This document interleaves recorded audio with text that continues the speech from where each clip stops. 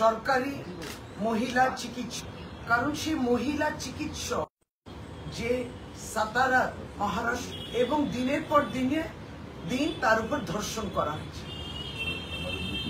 কারা আছেন তার মধ্যে? পুলিশের লোকেরা আছেন যারা ধর্ষক হিসেবে রয়েছে। তারপরে তাকে দিয়ে একটা চেষ্টা করানো যে নকল কিছু ফিটনেস সার্টিফিকেট ইত্যাদি দিয়ে নকল অসত্য কাজ করার তাকে জোর করা হতো, তার উপর জুলুম করা হতো। এবং এমন অবধি যে যারা সেইখানে মহায়ুতি যে সরকার রয়েছে, বিজেপি ডাবল ইঞ্জিন সরকার যেখানে রয়েছে, সম্মানীয় একজন সাংসদ সে পর্যন্ত ফোন করে তাকে ধমকি দিয়েছে যে যেগুলো অসত্য কাজ এবং নকল কিছু সার্টিফিকেট না দিলে চরম পরিস্থিতি তার হবে। এইভাবে শারীরিক মানসিক যন্ত্রণা নির্যাতন তার উপর চলছিল। সে পুলিশের কাছে দৌড়য়, পুলিশ ধর্ষক। এমন অবস্থায় নিরুপায় ভারত কি বেটি, ভারতবর্ষের সন্তান মহিলা চিকিৎসক, সেই মেয়েটি আত্মহত্যা করে। এবং কোথাও যদি আত্মহত্যা এবং মৃত হওয়ার পরে যাতে সে জাস্টিস পেতে পারে তার জন্য সে তার নিজের হাতের তালুতে লিখে দিল যে কারা কারা এই মৃত্যুর জন্য দায়ী। একটি পুলিশ প্রশাসন, মহারাষ্ট্র সরকারের ডাবল ইঞ্জিন সরকার তার জন্য দায়ী। কিন্তু সবচেয়ে অবাক কি লাগে জানেন তো, যে যখন এই ঘটনাটা, ওটাও খুব মর্মান্তিক ঘটনাটা যখন বাংলায় ঘটে, অত্যন্ত মর্মান্তিক, কিন্তু শুনতে পাচ্ছি না। কি শুনতে পাচ্ছি না? শুনতে পাচ্ছি না যে মহারাষ্ট্রের এই ঘটনা নিয়ে কোনো আলোচনা হচ্ছে।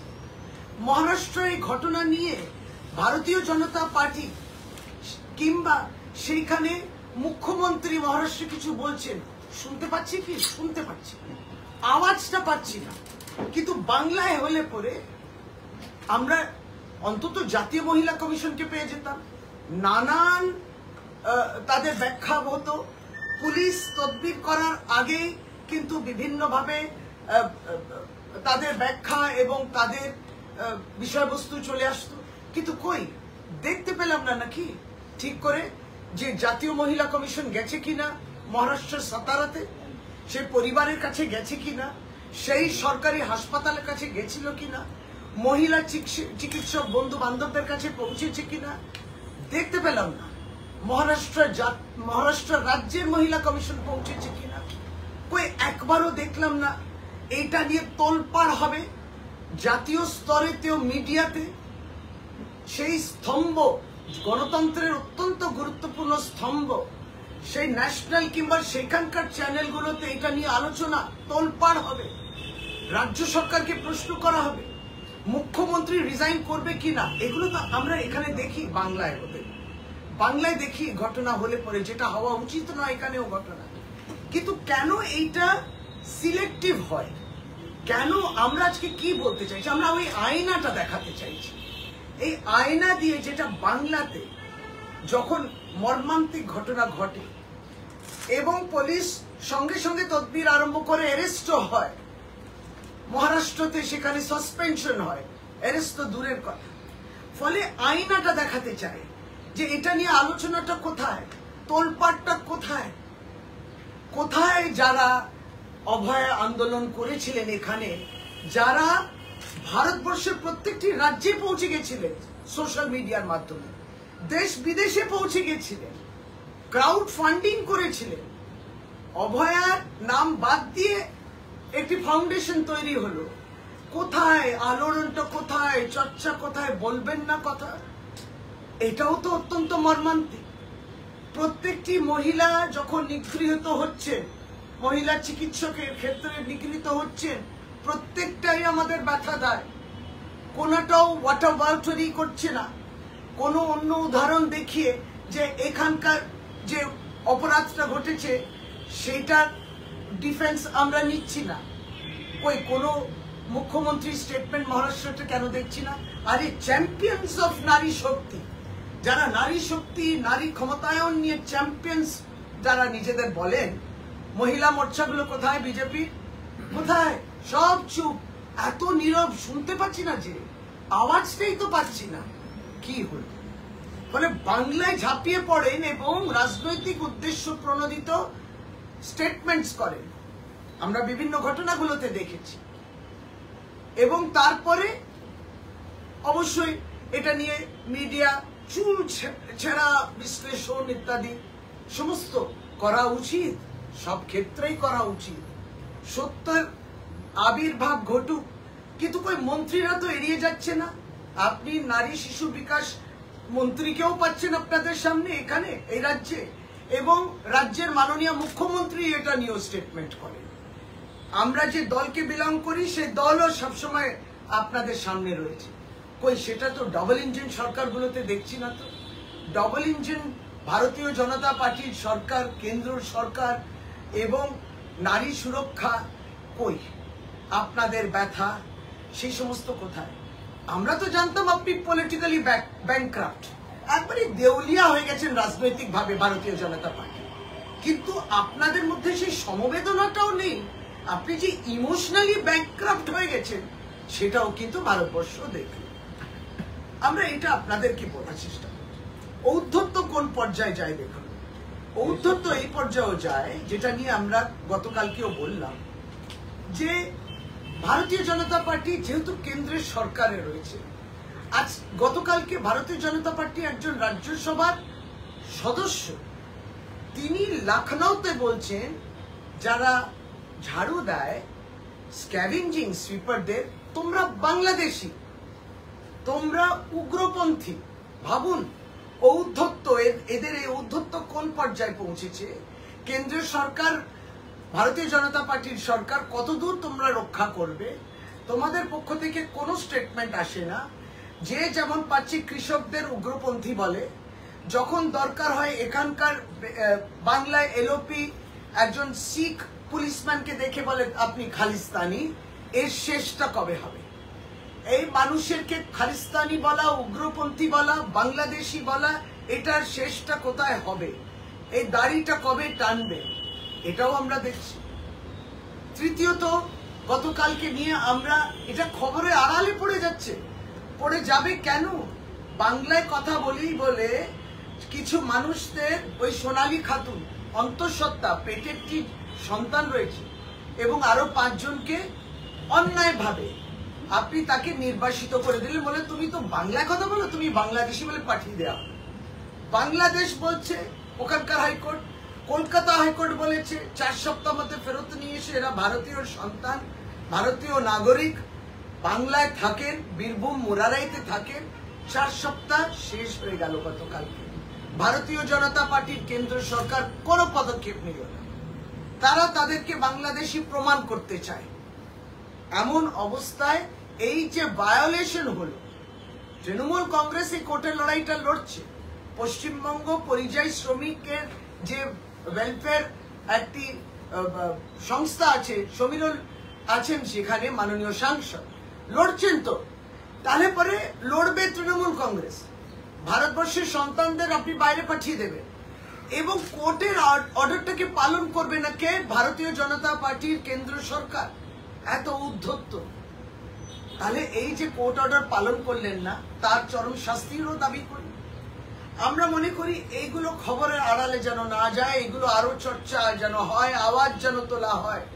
এই মর্মান্তিক কাহিনী মহিলা চিকিৎসকের, সেই পল্টন হাসপাতালে, সাতারাতে, মহারাষ্ট্রতে ডাবল ইঞ্জিন সরকার, সেইখানে কোনো আলোড়ন নেই কেন সারা ভারতবর্ষে?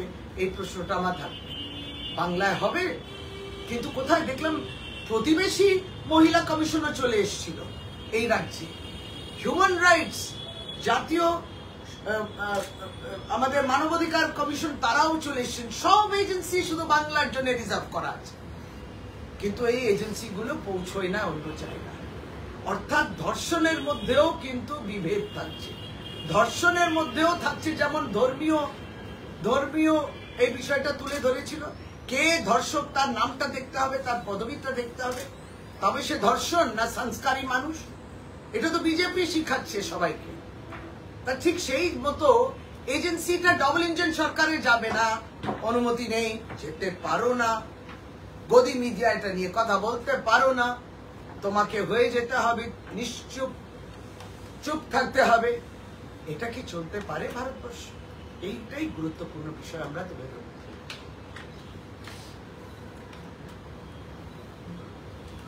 হিন্দিতে ইংলিশে বলুন।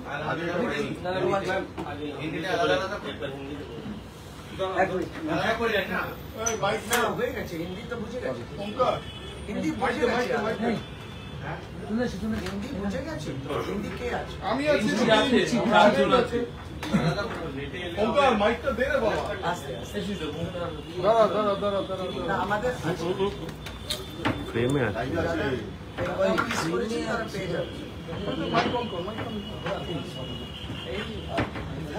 दरवाजा तो दोनों खुल नहीं रहा है, मत दो।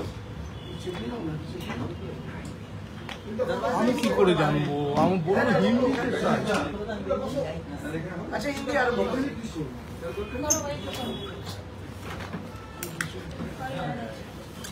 হ্যাঁ বল, আর কি করবো বল? হিন্দিও নিবি বাবু?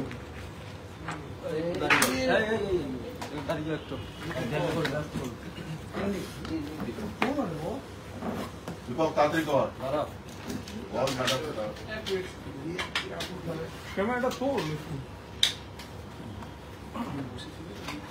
এখন চলো।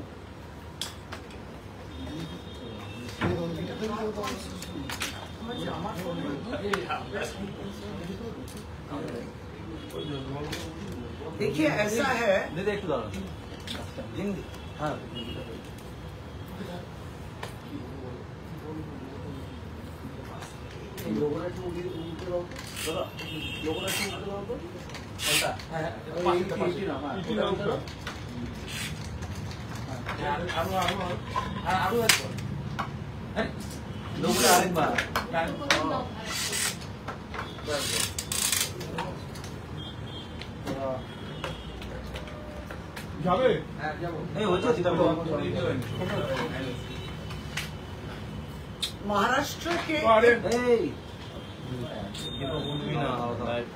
महाराष्ट्र के एक सरकारी अस्पताल जो सतारा में है, वहाँ के एक महिला डॉक्टर जो है वो आत्महत्या की है।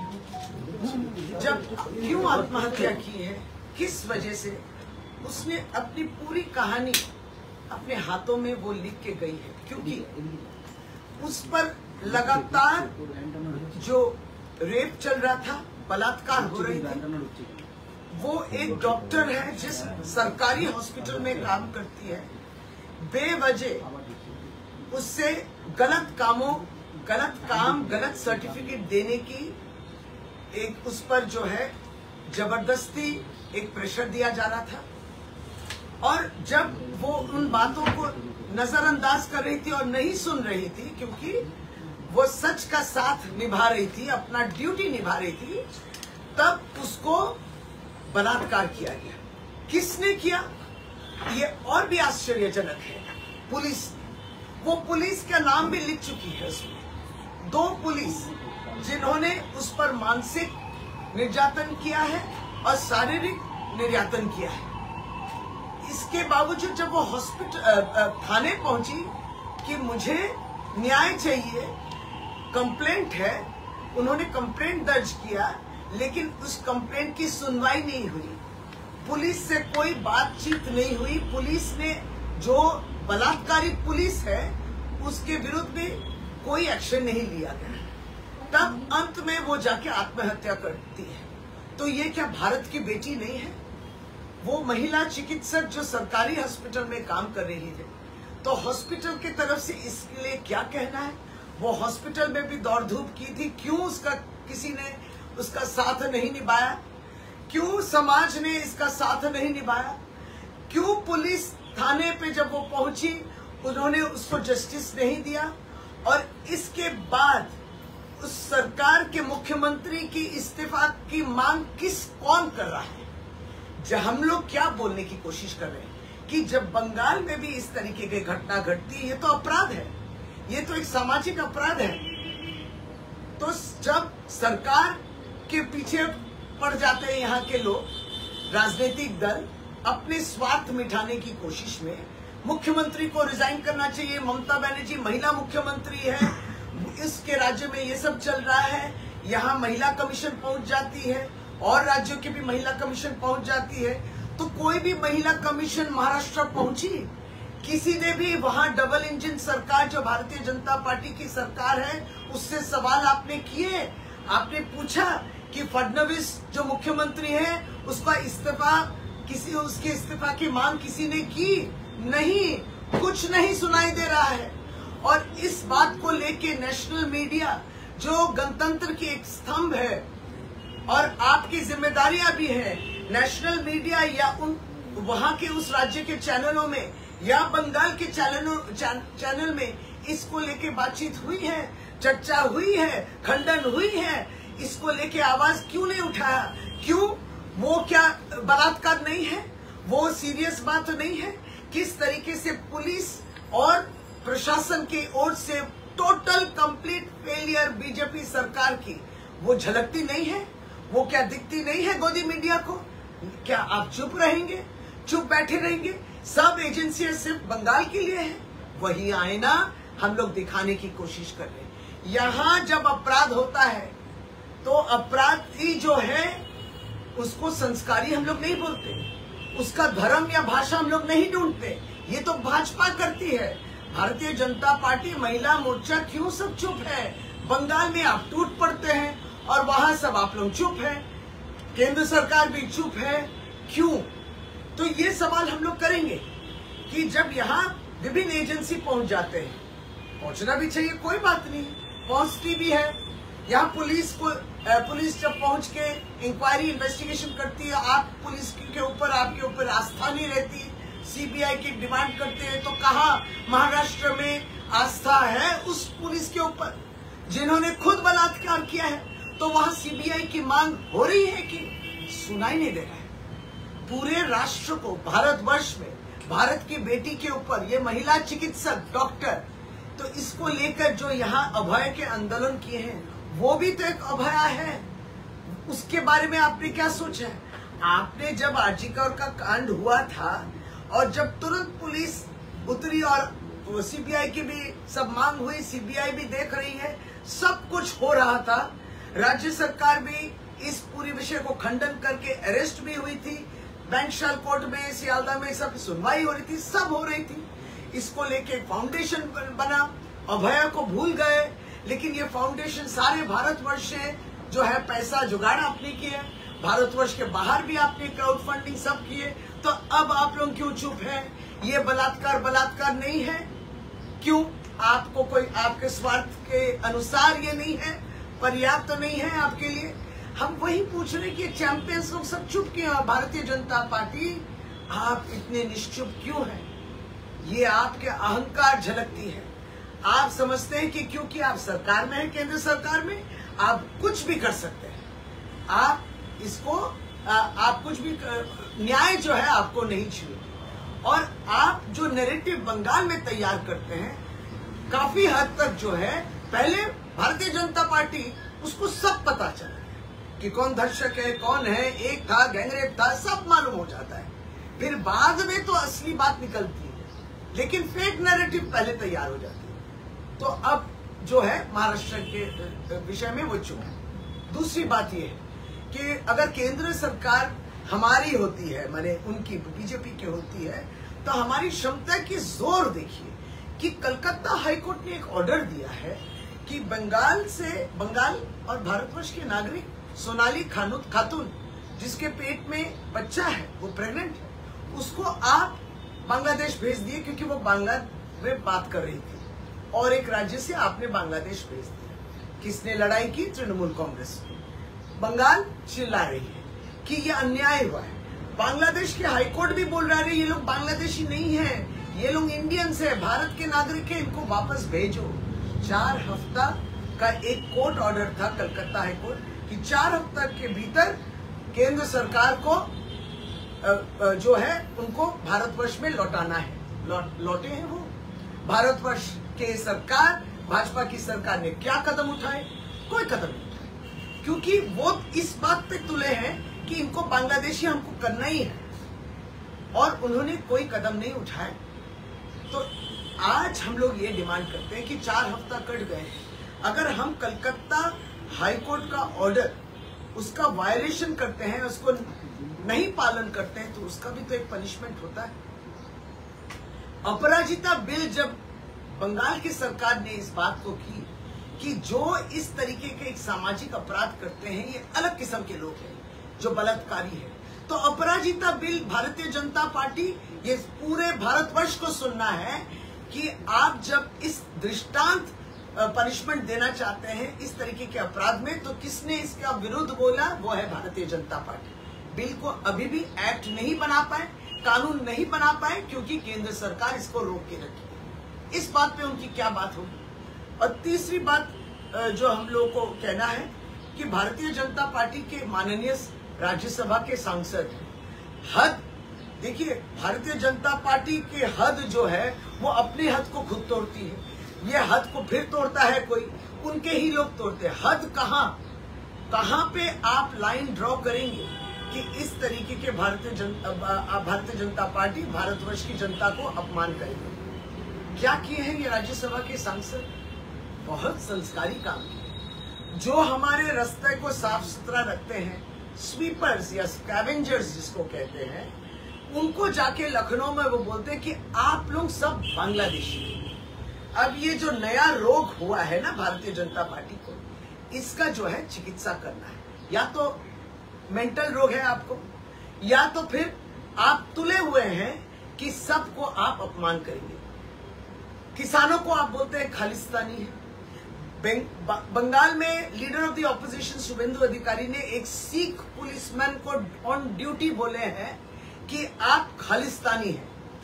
वो सिख टर्बन पहनते हैं और उन्होंने अपमान किया, बोले आप खालिस्तानी हैं। सुकांतो मजूमदार केंद्र के मंत्री बोलते हैं केंद्र में कम रहते हैं, केंद्र में कोई काम नहीं करते हैं, राज्य में काम करते हैं। वो चप्पल उतार के उन्होंने उस पुलिसमैन के ऊपर फेंका।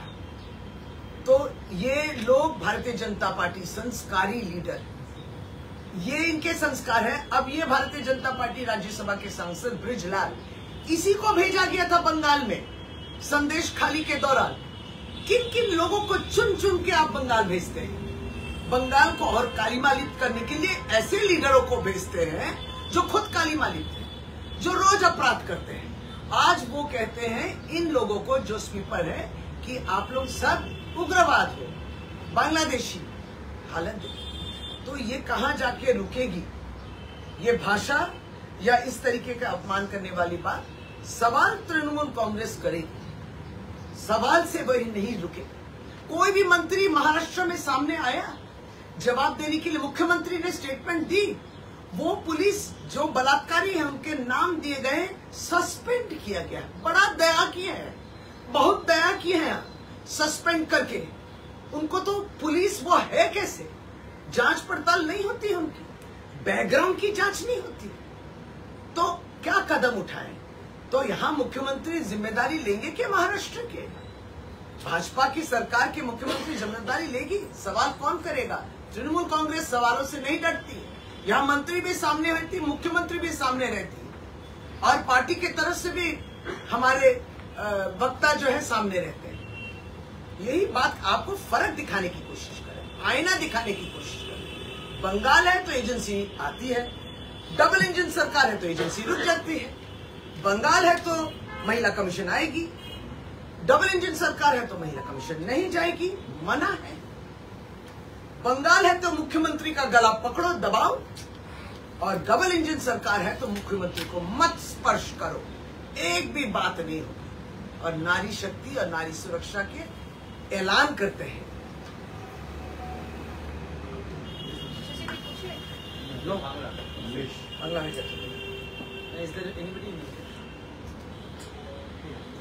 ম্যাডাম, আরজিকরের পরে ফের এসএসকেএম এ একই ধরনের ঘটনা ঘটেছে।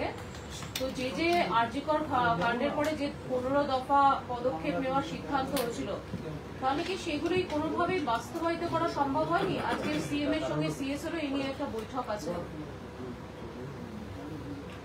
গতকালকে যে এসএসকেএম নিয়ে ঘটনা আপনারা বলেছেন, ইনকোয়ারি কমিটি এসএসকেএম এর পক্ষ থেকে 5 মেম্বার্সদের নিয়ে, চিকিৎসক মেম্বার্সদের নিয়ে এবং প্রশাসনে যারা আছেন হাসপাতালে গঠিত হয়েছে এবং প্রত্যেকটি বিষয়ে দেখা হচ্ছে কাকে এই রেসপন্সিবিলিটিটা ফিক্স আপ করা হবে সেটা নিয়েও কমিটি এটা নিয়ে চুল ছেঁড়া তদবির করছে, সমস্তটা দেখা হচ্ছে। যেই ট্রমা বিল্ডিং আপনি যদি দেখেন এবং সেই এসএসকেএম যদি প্রতিদিন সরকারি স্বাস্থ্য ব্যবস্থার উপরে নির্ভরশীল সেই ভিড়টা যদি দেখেন, আর ট্রমা কেয়ার বিল্ডিং আপনি যদি দেখেন, এটা একটা হটস্পট।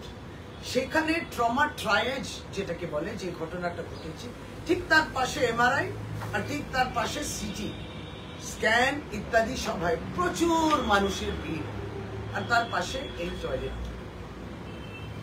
ওখানে আপনাদের সংবাদ মাধ্যম তো স্বাভাবিক, এখানে তো প্রশ্ন করবেন, অনেক সাহস রাখেন, প্রশ্ন করেন।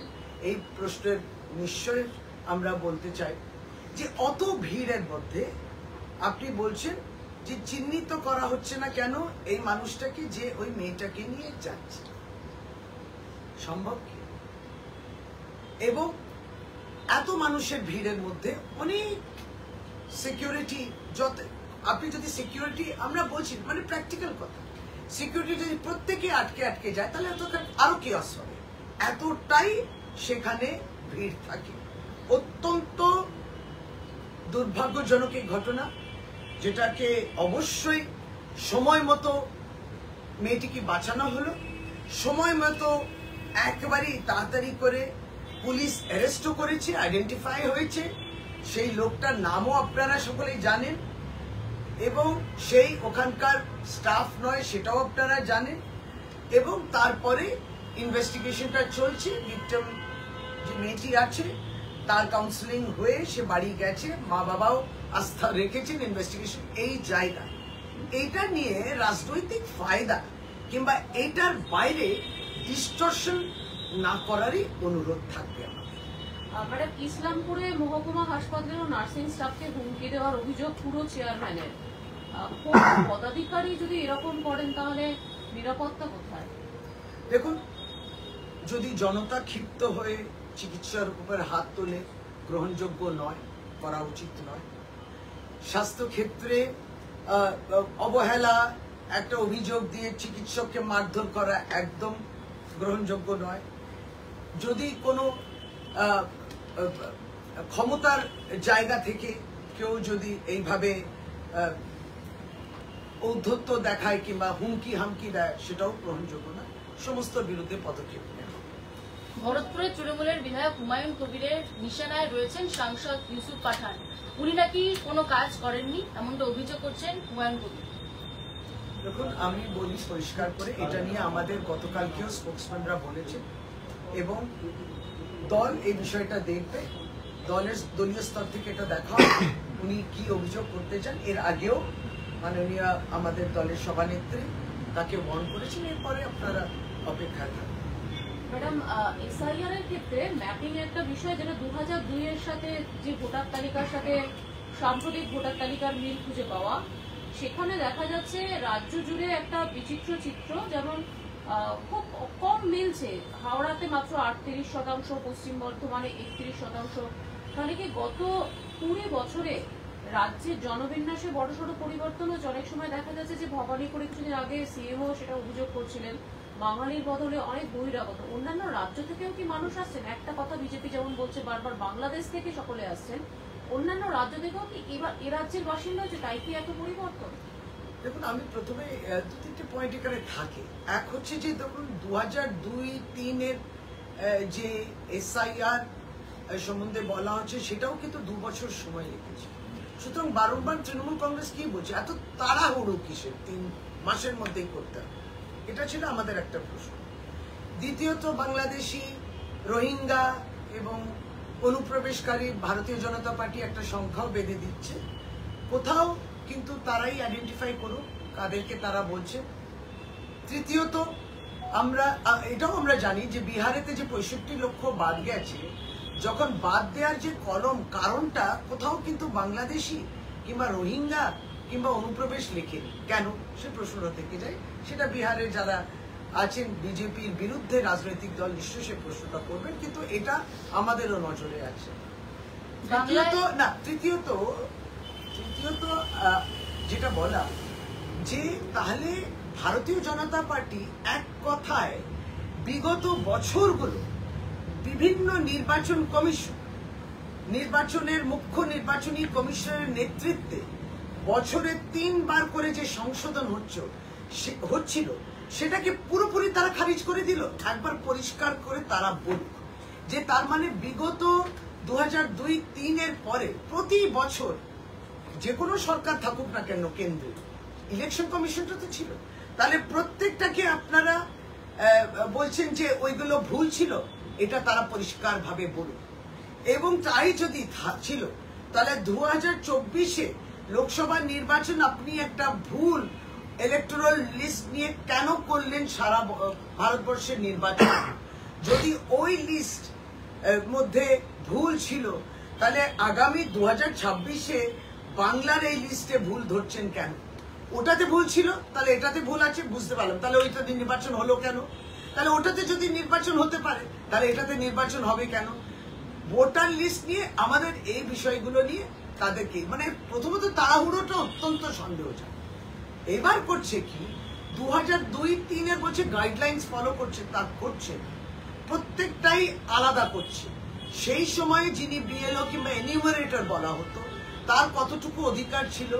ইলেকশন কমিশন শুধুমাত্র বাড়ি বাড়ি গিয়ে দেখতো এবং বয়স আর ঠিকানাটা চেক করতো। এখন কি করছে? এখন কি বলার চেষ্টা করছে? বাদ দেওয়ার চেষ্টা করছে। ইলেকশন কমিশনের বলে দিয়েছে সুপ্রিম কোর্টের বিভিন্ন মামলাতে যে নির্বাচন কমিশন বাদ দিতে পারে না। আপনি কাউকে বলতে পারেন না আপনি নাগরিক নন, সেটা কে বলে? স্বরাষ্ট্র মন্ত্রক বলে।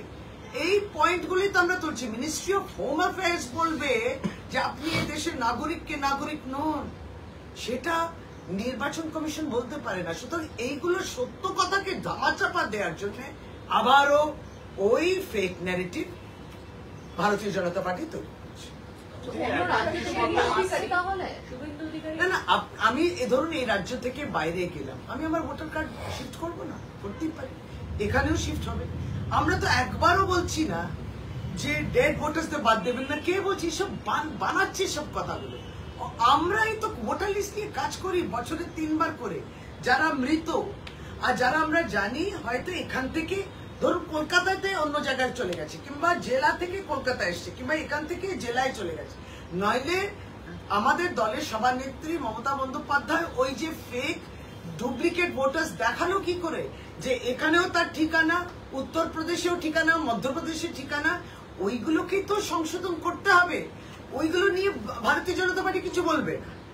তারা এইগুলো নিয়ে একটা ন্যারেটিভ তৈরি করছে, জানো বাংলাদেশি আমরা ঢুকিয়েছি, অনুপ্রবেশ করে ঢুকিয়েছে, রোহিঙ্গাদের ঢুকিয়েছে। আরে ভাই কে?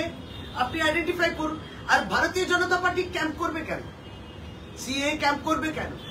পরিষ্কার এই এসআইআরটাকে যদি ব্যবহার করা হয় এনআরসি ঢোকানোর জন্য, অনেকগুলো তো আইন আছে, সিএ আইন আছে, এনআরসির একটা আইন করেছেন, অনেকগুলো আছে, সেইগুলোকে দেখুন কতটা পালন করছে। শুধু এসআইআর আসলে কিছুই নয়, একটা ন্যারেটিভ তৈরি করা।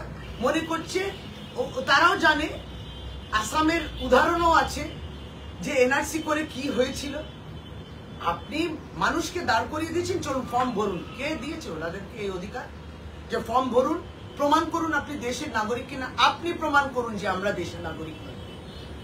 যেই এপিক কার্ড কে, ওটা কি রাজ্য সরকার ইস্যু করে? ভোটার কার্ড কে ইস্যু করে? Election commission of India. সেটা কি আমাদের হাতে? না। যেই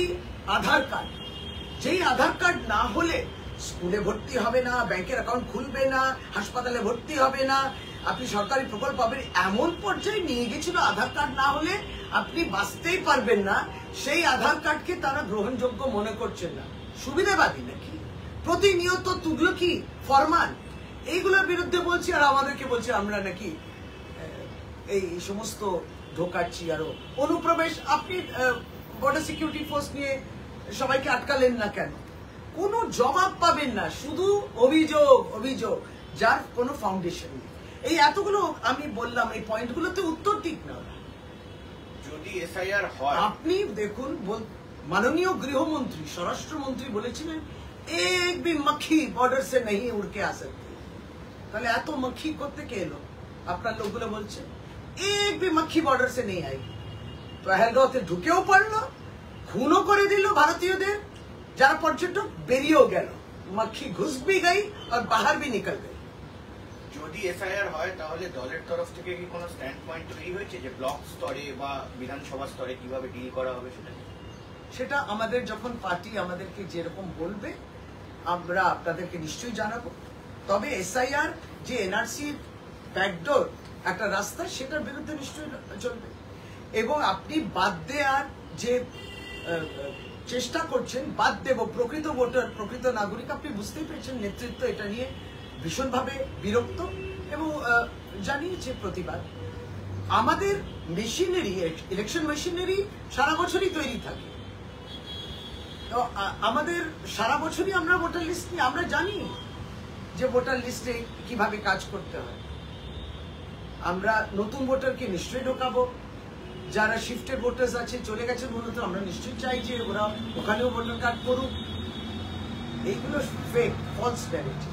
এবং তাই আমাদের যখন ইলেকশন মেশিনারি রেডি আছে, আমার সমস্ত বুথ লেভেল এজেন্টস রেডি আছে, যাদের নেই, যাদের অর্গানাইজেশন নেই মাটি স্তরেতে, আমরা তাদেরকে দিচ্ছি বেশি চেঁচামেচি করছি এসআইআর। ভবানীপুর বিধানসভা যে ক্ষেত্র, সেই ক্ষেত্রে বিজেপি ভীষণ জোর দিচ্ছে আগামীকাল শুভেন্দু অধিকারী তিনি ওখানে বৈঠক করছেন আলাদা করে ভবানীপুর বিধানসভা ক্ষেত্রের উপর বিশেষভাবে। এটা নিয়ে তো আমাদের কিছু বলেন, আমরা তো চাইটাই বলি রাজনৈতিক লড়াইটা হোক, কুৎসা, বিভ্রান্তি, ফেক, ম্যানিপুলেটিভ, বাংলাকে কালিমালিপ্ত করো, এই লড়াই যেন না হয়। গণতন্ত্রের একটি নির্বাচন আসছে, রাজনৈতিক লড়াই হবে তো হোক। আমরাও বাংলার বঞ্চনার কথা বলবো, আবারও বলবো। আমরাও বলবো কিভাবে বাংলার প্রাপ্য টাকা দেয়া হচ্ছে না, আমরাও বলবো বাংলা কিভাবে অপমানিত, বাংলা ভাষাকে কিভাবে অপমান করা হচ্ছে। আমরাও বলবো যে বাংলায় কথা বললে বাংলাদেশি বলা হয়, বাংলা মনীষীদের অপমান, সেটা বলবো তো নিশ্চয়ই। বাংলার সমাজকে মধ্যে বিভাজন তৈরি করা, ধর্মীয় মেরুকরণ করা, এই সমস্ত কথা বলবো। এগুলো তো মানুষ জানবে অবশ্যই। আমি চাকরি দিলাম না, পেট্রোল গ্যাস ডিজেলের দাম কমলো না, তরকারি আনাজ তেল ডাল মশলার দাম কমলো না, মানুষকে সুরক্ষিত রাখলাম না, মানুষের মধ্যে লড়াই করলাম। কত ফেক ম্যানিপুলেটিভ বলে বাংলা এটা ঘটেছে, হয়নি। এইগুলোর বিরুদ্ধে তো এগুলো নিয়ে ভারতীয় জনতা পার্টি কি বলছে? কতটা বেকারত্ব দেখুন, কোনো কথা নেই। পরিন্দা নেই আয়েগা বর্ডার সে, পরিন্দা নাকি এসে এখানকার ছেলেদের চাকরি খেয়ে নিয়েছে, একটা চাকরি জেনারেট করতে পারলো না। আর্মিতে কন্ট্রাকচুয়াল আর্মি আপনি অগ্নিবীর করলেন, সেই অগ্নিবীর বর্ডার গার্ড করতে গিয়ে মারা গেল। পরিন্দা নেই আ পায়। শুভেন্দু অধিকারী হুমকি দিচ্ছেন বিএলওদের যে যদি কোন রকম ভোটার তালিকায় ভুল হয় তাহলে জেলে যেতে হবে। তো এতদিন তো বিজেপি শাসক দলের নেতা নেত্রীদের নিয়ে বলতো, এখন শুভেন্দু অধিকারী নিজে হুমকি দিচ্ছেন। দেখুন, এই হুমকি আর ভারতীয় জনতা পার্টি প্রত্যেকবারই মানুষের মধ্যে একটা ভীত সঞ্চার করা, ধমকানো, চমকানো, পুলিশকে মারো, পুলিশ ফাঁড়িটা জ্বালিয়ে দাও, একে লাঠি ডান্ডা দিয়ে মারো, এই রকম ভায়োলেন্স মানে হিংসাকে উৎসাহ দেওয়ার তাদের প্রতিনিয়ত বক্তব্য আমরা শুনতে পাই। তারপরে অরাজকতা তৈরি করে, তারপর নিজেরা হাওয়া। গঙ্গারামপুরে বিজেপির একটা আজকে বিজয় সংকল্প সভা রয়েছে, তার অনুমতি পায়নি তারা। সেখানে থাকবেন শুভেন্দু অধিকারী, সুকান্ত মজুমদার। তারা বলছেন আমরা করবোই এই সভা, পুলিশ অনুমতি না দিল। বিজয় সম্মেলনী করতে চাইছে, বিজয় সংকল্প সভা, বিজয় তাদের বক্তব্য যে ও বিজয়, কিসের বিজয়? বিরোধী দল কিসের বিজয় তো বুঝতে পারলাম না। যাই হোক, ওরা করতে পারে এগুলো সব, ওরা তো বলে পারমিশন পাইনি। পারমিশন পাইনি, তাহলে নিশ্চয়ই ওখানকার প্রশাসন বলেছে সময় মতো আপনি বলবেন না, সময় মতো আপনি পারমিশন হতে চাইনি, কোন জায়গায় সেটাও বৃত্তান্ত দেখতে হবে। ওদের সভা করলে তৃণমূল কংগ্রেস বিন্দুমাত্র বিব্রত হয় না, বিন্দুমাত্র ভয় পায় না। ওরা কিন্তু এগুলোকে সবার সময় মতো করবে না। ওই যেমন বলে না যে আমরা একটা মিছিল বের করবো, এবার আমরাও মিছিল বের করতে গেলে আমরা পুলিশের কাছে রুটটা দিয়ে দিই, কিন্তু ওরা রুটটা দেবে আর যাবে অন্য রুটে, তারপর বলবে পারমিশন দিল না। তো এইগুলো হয়, এরকমই কোনো ভুল ভ্রান্তি করেছে ওরা। দিদি এসআইআর নিয়ে একটা প্রশ্ন সুযোগ পেলাম না, কমিশন একটা নির্দেশ জারি করতে চলেছে যে বিএলও বা এসআইআর এর কাছে যে যে সরকারি অফিসাররা থাকবেন তাদেরকে মানে রাজ্য সরকার কোনোভাবে এই সময় আর বদলি করতে পারবে না। আমার বক্তব্য হচ্ছে মডেল কোড অফ কন্ডাক্ট চালু হওয়ার আগে এরকম ভাবে কি ক্ষমতা হস্তান্তর সম্ভব যে পুরোটা কমিশন সিদ্ধান্ত নেয়? হ্যাঁ, আমরাও এটা দেখেছি, আমরাও এটা নিয়ে ভাবছি, এবং মাননীয় দলের সভানেত্রী মাননীয় মুখ্যমন্ত্রী আগেও বলেছে যে মডেল কোড অফ কন্ডাক্ট আরম্ভ হওয়ার আগে যেভাবে ইলেকশন কমিশনের আমরা আচরণটা দেখছি সেটা আমরা নিশ্চয়ই যখন নির্বাচন কমিশনের সঙ্গে মিটিং হবে কিংবা আমাদের চিঠি মারফত দলের স্তর থেকে সেটা দৃষ্টি আকর্ষণ করা হবে যে এমসিসি তো এখনো আসেনি, তার মধ্যে এইটাও ঢুকেছে। এগুলো নিয়ে আমাদের নেতৃত্ব আলোচনা করবেন, তারপরেই আরো কিছু বলতে পারবেন। আমরা দেখছি, আপনারাও দেখছেন যে কিছু অস্বাভাবিক বিষয়গুলো বেরোচ্ছে। জেলা নেতৃত্বের সঙ্গে বিজেপি বারবার বৈঠক করছে শুধুমাত্র বিএলওদের উপরে নজরদারি করার জন্য, এটা কিভাবে বিজেপি করতে পারে? না না, এদের দেখুন নানান অস্ত্র ফেল করেছে, এর বাংলাকে জয় করার জন্য তারা নানান ভাবে চেষ্টা করছে। আপনি ধরুন এটা 2019 থেকে লড়াই, বিভিন্ন ভাবে বাংলার যখন নির্বাচন, তখন লোকসভা নির্বাচন, তখন 21-এ আপনি দেখছেন তো ন্যারেটিভটা কিভাবে, তখন 356 হওয়া উচিত, 355 হওয়া উচিত, 8 দফা নির্বাচন 2021-এ, কোভিডের সময় 7 দফা নির্বাচন হওয়া উচিত, অনেক রকম অস্ত্র দিয়ে ভাবলো যদি তারা জিততে পারেন। এখন মনে করছি এসআইআর কে ব্যবহার করব অস্ত্র হিসেবে। তারপর যখন ওটা একটু আপনারা আর খাচ্ছেন না কিংবা ওটা নিয়ে আর আলোচনার মধ্যে আনছেন না কিংবা গুরুত্ব দিচ্ছেন না, তখন এবার বিএলও নিয়ে পড়েছে, বিএলও কে কি করা উচিত, এটা করা উচিত, বিএলও অসুরক্ষিত, বিএলওরা ঠিক নেই, এই সমস্তগুলো দিয়ে আবারও বলি একটা ন্যারেটিভ স্ক্রিপ্ট তৈরি করা, এটা শুধুমাত্র স্ক্রিপ্ট তৈরি করা। কিন্তু আসলে যে একটি নির্বাচন আসন্ন, একটি অর্গানাইজেশন তৈরি করা, বুথ লেভেল কর্মী তৈরি করা, বুথ লেভেল নিয়ে কথা বলা, মানুষের সঙ্গে মেশা, এগুলো তো কিছু নেই। যাই হোক, এটা নিয়ে আমাদের তো বলার কিছু নেই, এটা তাদের দলীয় বিষয়। সবটাই একটা স্ক্রিপ্ট দিয়ে তৈরি করা। তাদের কেন্দ্রীয় নেতৃত্ব আসছেন, যে বিশাল ব্যাপার, আমরা ভীষণ ভয় পেয়ে গেলাম, তাই কি হবে? কেন্দ্রীয় নেতৃত্ব আসা মানেই রাজ্যের নেতৃত্বের উপর তাদেরই আস্থা নেই, তারা আসছেন, তারা বলছেন কি করণীয় আছে। কাকদ্বীপের ঘটনায় গ্রেফতার নারায়ণ হালদার। নারায়ণ হালদার নিয়ে সমস্ত কালকে বলা হয়ে গেছে। বলছে আর 1 সপ্তাহের মধ্যে জারি হতে পারে এসআইআর, যেহেতু তামিলনাড়ুতে ঘোষণা করা হয়েছে। সিইও কে তৈরি থাকতেও নির্দেশ দিয়েছে নির্বাচন। হ্যাঁ, তো প্রশ্নটা কি? আগামী আমাদের তো এসআইআর নিয়ে বিষয়বস্তু নিয়ে নেতৃত্ব বলেছেন, আমিও কিছুটা আজকে আপনাদেরকে বলেছি। এবার তারা কি করবেন, প্রতিদিন আমরা এটা নিয়ে কি রিয়াক্ট করবো, ইলেকশন কমিশন যেটা করতে চাইছে সেটা করবে, রাজনৈতিক দল তাদেরকে নিয়ে মিটিং করার সমস্তটা তো হবে, সেটা করুন, তারপর আমরা আমাদের বক্তব্য রাখবো। আমরা এসআইআর এর বিরোধিতা কেন করছি? প্রকৃত নাগরিক বাদ দেওয়ার যেটা আমরা দেখলাম বিহারে হয়েছে, এবং আমাদের ওই একটাই পয়েন্ট, যদি এতই ভুল ত্রুটিতে ভর্তি ছিল এই ভোটার লিস্ট, তাহলে পরে এই ভুল ত্রুটি ভোটার লিস্টটা কেন লোকসভা 2024-এ ব্যবহার করেছেন, যার জন্য অভিষেক বন্দ্যোপাধ্যায়, যিনি ওই 2024-এও জিতেছেন, সাংসদ হয়েছেন, বলেছেন চলুন আমরা লিডারশিপ দিয়ে আমরা রিজাইন করি, ওটা ভুল ছিল, তাহলে রিজাইন করে সমস্ত লোকসভা এমপি রিজাইন করুক, নতুন করে নির্বাচন হোক, সংশোধন করা একটা ভোটার লিস্টের উপরে। একটা চু আওয়াজ শুনেছেন ভারতীয় জনতা পার্টির কোন নির্বাচিত এমপি? বলেছে হ্যাঁ, নিজের বিবেককে কি জবাব দেয় বোঝা যায়। Sir thank you